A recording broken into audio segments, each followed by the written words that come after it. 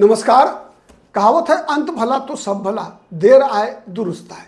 अंततः महागठबंधन शायद सही रास्ते पर आता हुआ दिख रहा है।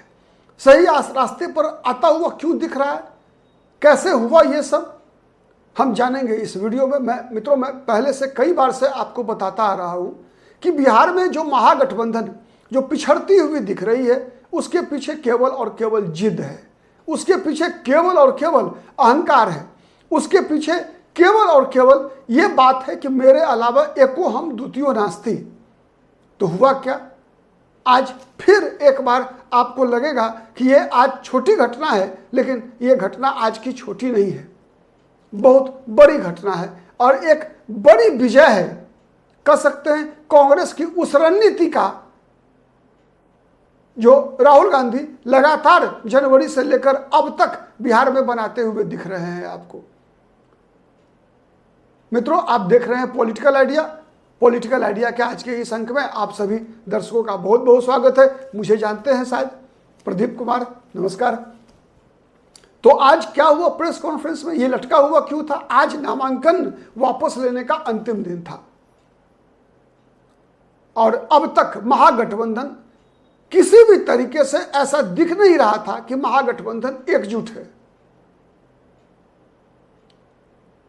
इतना ही नहीं बल्कि कई सीटों पर, 1 दर्जन सीटों पर गठबंधन के दल आपस में टकरा रहे हैं। खैर, उसका अभी तक कोई बेहतर हल अभी तक नहीं हुआ है। वैसे अशोक गहलोत ने बता ही दिया है कि कई कुछ सीटों पर जो है फ्रेंडली फाइट होने की संभावना है। तो देखते हैं, ये फ्रेंडली फाइट तो होता नहीं है, संकट अविश्वास का है। लेकिन बड़ा काम आप कह सकते हैं हो गया है। छोटा काम देखिए कहाँ होता है उसके अंदर, और जो रुका हुआ है उसके अंदर भी मैं बताऊं आपको केवल और केवल अहंकार ही है।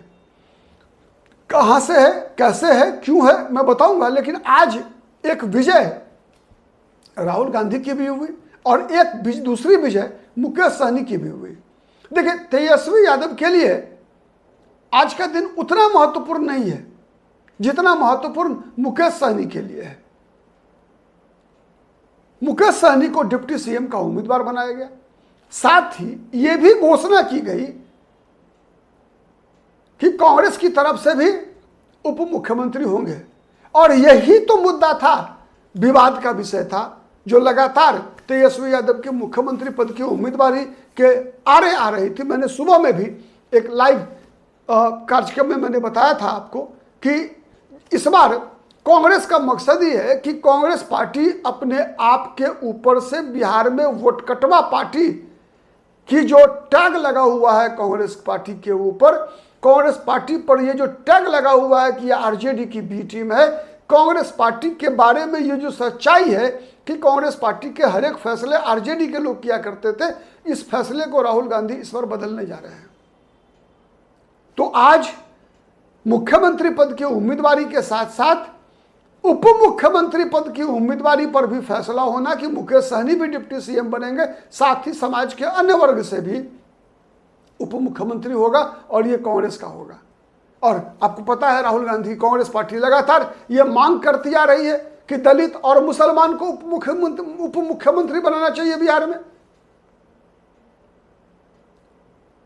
तो अशोक गहलोत ने ही यह घोषणा भी की तेजस्वी यादव और मुकेश सहनी के बारे में। फिर तेजस्वी यादव ने यह घोषणा किया कि नहीं और उप मुख्यमंत्री बनने हैं, क्योंकि कांग्रेस पार्टी में अभी सहमति नहीं बन पाई है कि राजेश राम या फिर कोई और दलित या फिर शकील अहमद खान या फिर कोई दूसरा मुसलमान, तो इसलिए शायद नाम की घोषणा नहीं हुई। वैसे भी कांग्रेस पार्टी में ये परंपरा रही है कि मतलब विधायक दल ही अपना नेता चुनेगा और फिर उसका रिकमेंडेशन जो है अंत में फैसला छोड़ दिया जाता है आला कमान पर, सोनिया गांधी पर, राहुल गांधी पर।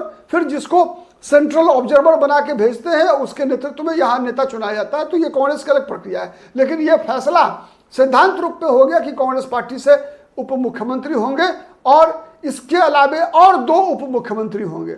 तो ये एक राहुल गांधी की, आप कह सकते हैं कि बिहार की राजनीति में एक बड़ी विजय है। जिस चीज के लिए राहुल गांधी लगातार बिहार में जनवरी से लेकर अब तक चाहे वो SIR का मुद्दा हो, चाहे वोटर अधिकार यात्रा निकालने का मामला हो, चाहे वो BPSC शिक्षकों के मुद्दे पर आंदोलन हो, चाहे वो क्वेश्चन पेपर आउट होने के मामले पर आंदोलन हो, या फिर नौकरी दो पलायन रोको यात्रा करना हो, हर मामले में बिहार में मुख्य विपक्षी दल की भूमिका में अगर जनवरी से लेकर अब तक आरजेडी के बदले कोई दल दिखा तो उसमें सबसे बड़ी भूमिका रही कांग्रेस पार्टी की, और उसमें भी सबसे बड़ी भूमिका रही राहुल गांधी की, बिहार कांग्रेस पार्टी के महासचिव प्रभारी कृष्णा अल्लावरू की, कन्हैया कुमार की। आज कृष्णा अल्लावरू पर जितने भी हमले हो रहे हैं उसके पीछे कारण क्या है?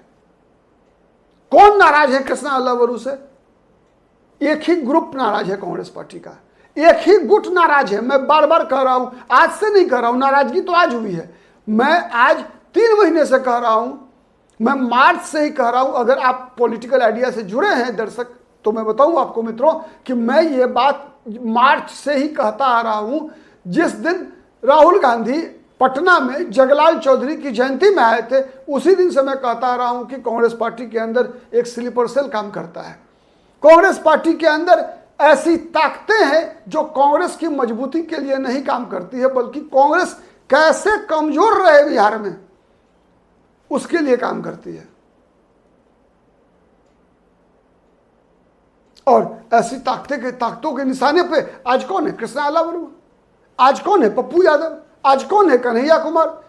आज कौन है? राजेश राम। जो कोई भी परिवर्तन के वाहक हैं, जो कोई भी जिन चेहरों के बल पे राहुल गांधी कोई चेंज लाना चाहते हैं, आज देखिए सदाकत आश्रम में धरना चल रहा है। वहां से डिमांड क्या हो रहा है? डिमांड हो रहा है कि कृष्णा अल्लावरू को वापस करो, राजेश राम के बदले में कोई दूसरा कार्यकारी अध्यक्ष बनाओ, राजेश राम को लड़ने दो चुनाव। अब बैठे कौन है साथ में? चेहरे देखिए आप, गुड्डू चौधरी, गजानंद शाही जैसे लोग बैठे हैं। नहीं, मैं उदाहरण के लिए बता रहा हूं, नाम कोई महत्वपूर्ण नहीं है, लेकिन है कौन? इनका इतिहास क्या है? कांग्रेस पार्टी में भूमिका क्या है? किनके इशारे पर हो रहा है? जो कांग्रेस को जानने वाले हैं, राजनीति को समझने वाले हैं, छोड़ दीजिए कांग्रेस को जानने वाले, मैं तो कांग्रेस को जानता नहीं, जो समझने वाले हैं, क्योंकि मैं जितना कांग्रेस को समझता हूं, कोशिश करता हूं समझने का, उतना ही अन्य दल को भी। तो पर्टिकुलरली अगर ये आंदोलन देखेंगे, जो जितने भी ये खींचतान चल रहा है कांग्रेस के अंदर, ये सब आरजेडी को खुश करने के लिए हो रहा है, राष्ट्रीय जनता दल के रास्ते का कांटा हटाने के लिए हो रहा है। कांग्रेस वही पुरानी स्थिति में रहे अपने बिना पैर की, उसके लिए हो रहा है।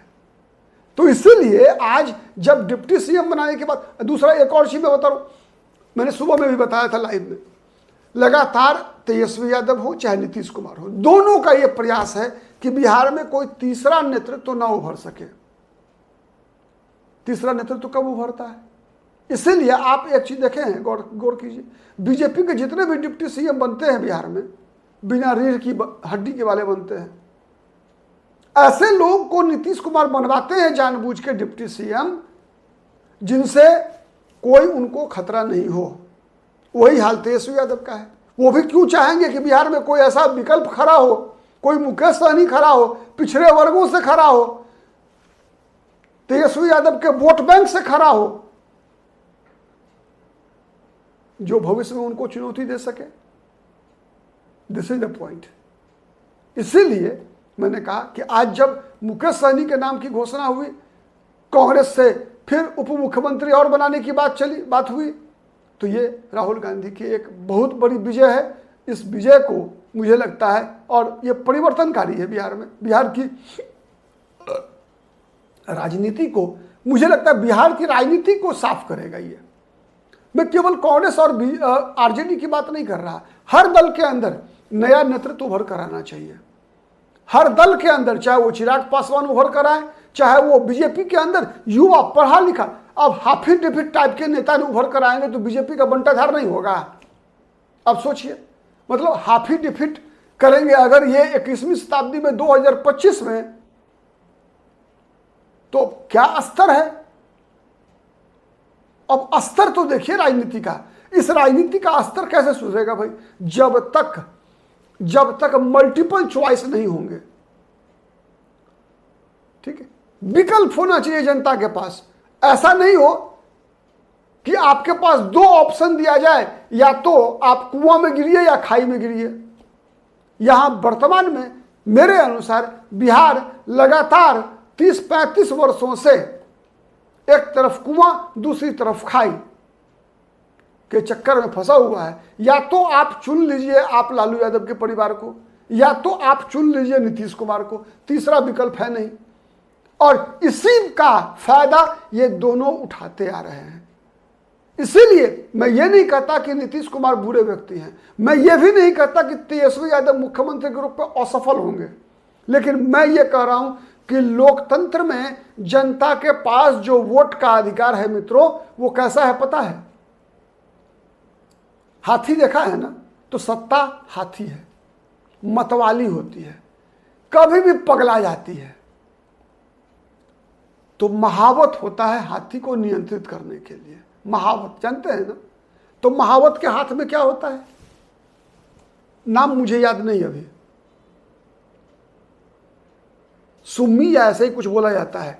आप में से किसी को पता होगा तो बताइएगा, ठीक है। महावत सीधा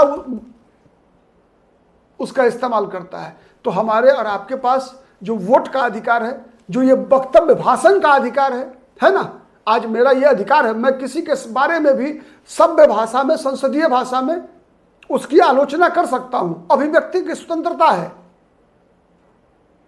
तो इसका इस्तेमाल करना चाहिए, और इसका इस्तेमाल सदुपयोग होना चाहिए, दुरुपयोग नहीं होना चाहिए।